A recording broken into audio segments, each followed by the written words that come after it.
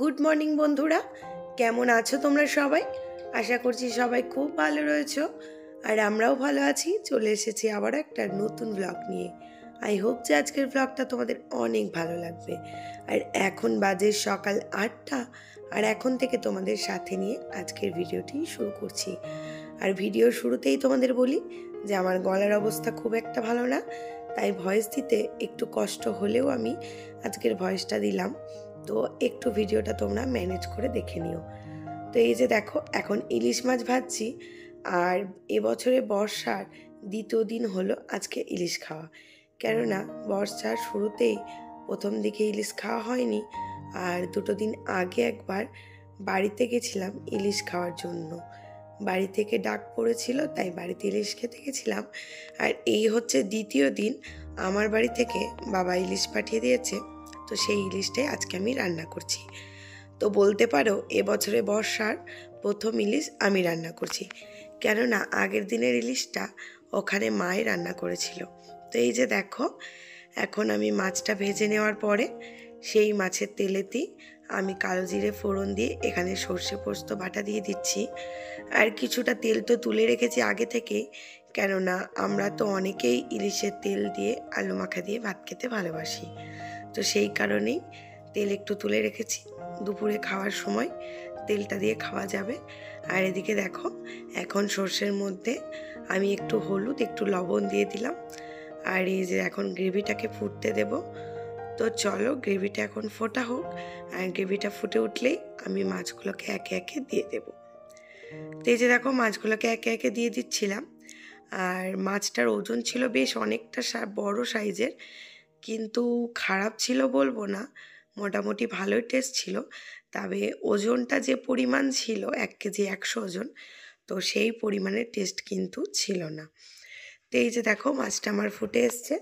তো ঝোলটা আমি একটুখানি মেরে নেব, তারপরেই আমি নামিয়ে দেবো। আর সাথে কিন্তু 3টে কাঁচা লঙ্কাও দিয়ে দিয়েছি। আর কাঁচা লঙ্কাগুলোকে আমি একদমই চিড়ে দিইনি, যার জন্য ঝাল হয়ে যাবে, তোমাদের রায় খেতে পারবে না। তো রায়েরটা তুলে নেওয়ার পরে কাঁচা লঙ্কাগুলোকে আমি গেলে দেবো আর কি।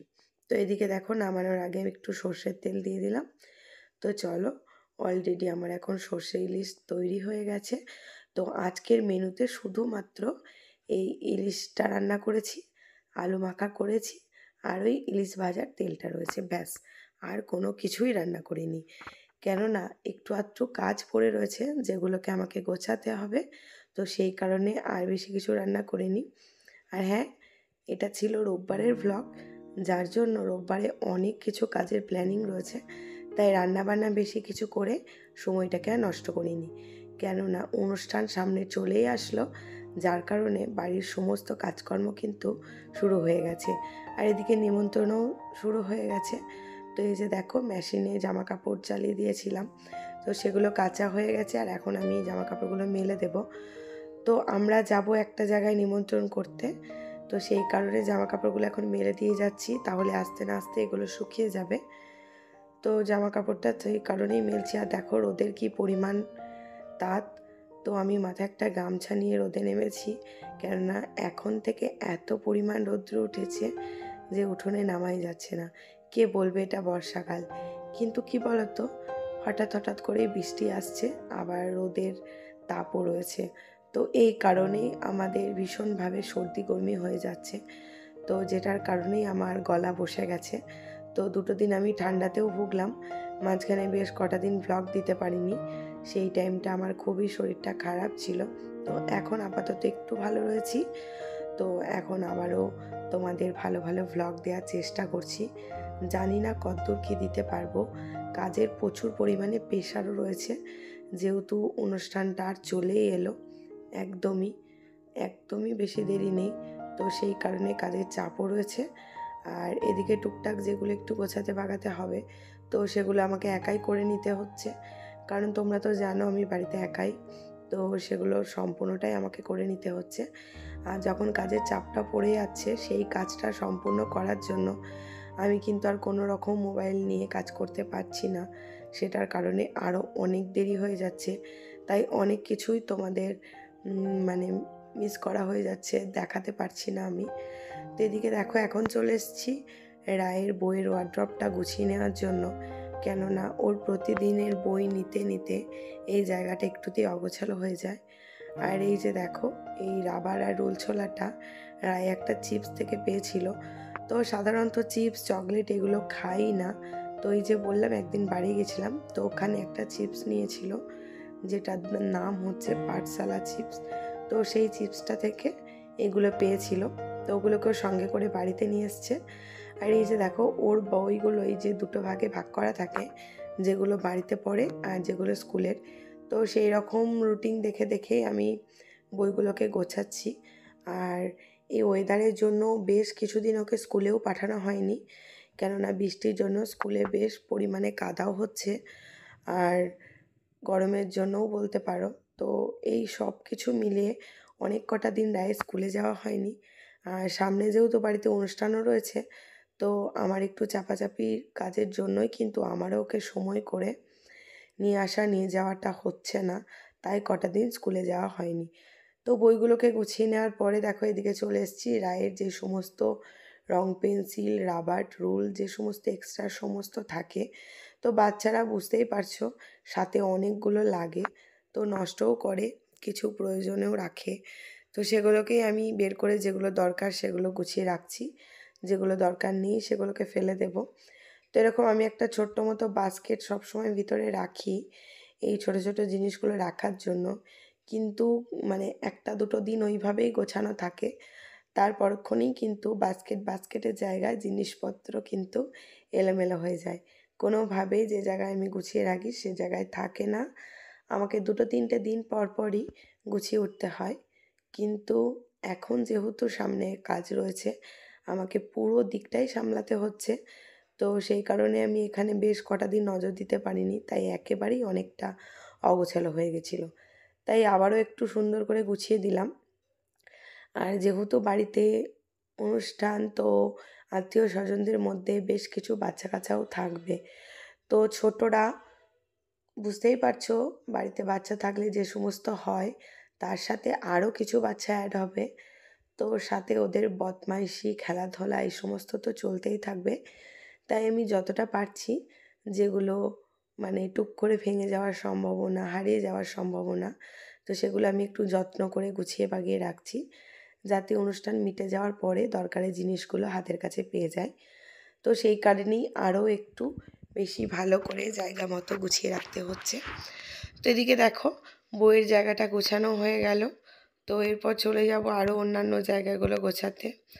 আর এই যে শোকেসটার মধ্যে এই কাপটায় আমার কিছু কাপ, কিছু কাচের গ্লাস, কিছু চামচ থাকে, তো এখান থেকে আমি কিছু চামচ বের করেছিলাম দরকারে।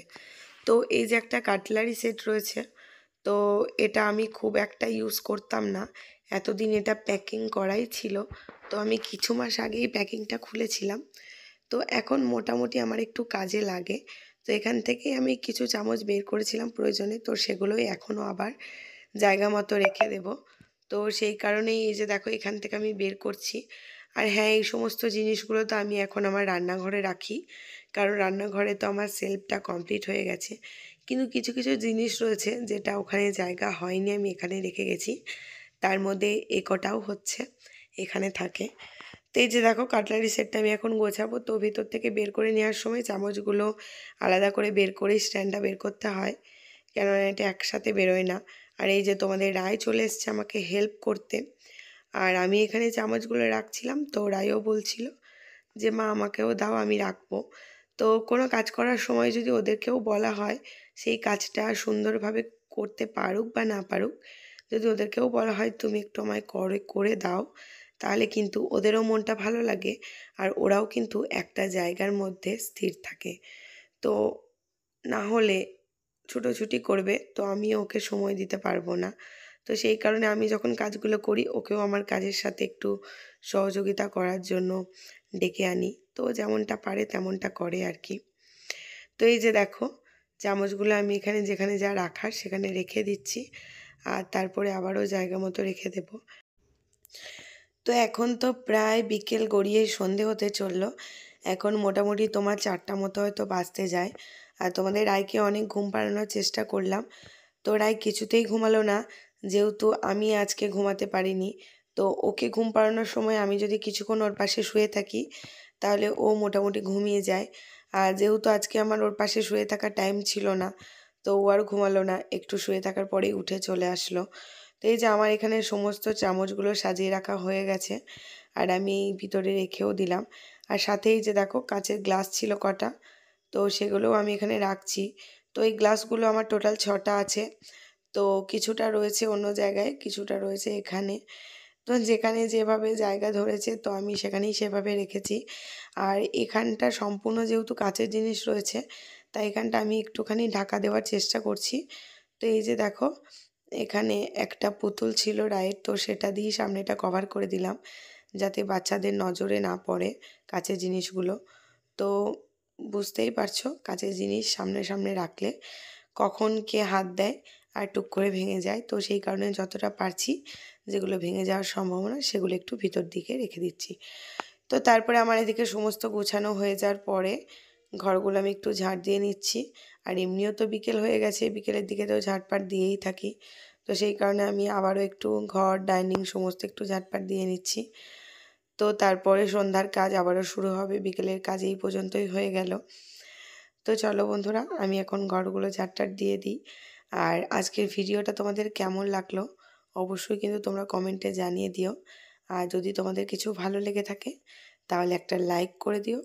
আর তোমরা যদি চাও আমি ইউটিউবে একটু জায়গা করে নিই তাহলে কিন্তু আমার চ্যানেলটা তোমরা সাবস্ক্রাইবও করতে পারো। আর এই ওয়েদারে আমাদের এত পরিমাণে শরীর খারাপ হয়ে যাচ্ছে, বা গলা ব্যথা, গলা ভেঙে যাওয়া, এই প্রবলেমগুলোর জন্য ভিডিও একদমই দিতে পারছি না। তবে আজকে অনেক চেষ্টা করে তোমাদের এই ভিডিওটা প্রেজেন্ট করলাম, তো জানি না কেমন লাগবে, ভয়েসটা একটু মানে ম্যানেজ করে শুনে নিও আর কি। তো চলো এখন ঝাটপাট দেওয়ার পরে এদিকে চা নিয়ে চলে এসেছি। তো তোমাদের দাদাভাই আর আমি চা খেয়ে নিই। তো আজকের ভিডিওটা তোমরা দেখতে থাকো। তো আজকের মতো এইটুকুই, আবার আসবো নতুন একটা ভিডিও নিয়ে।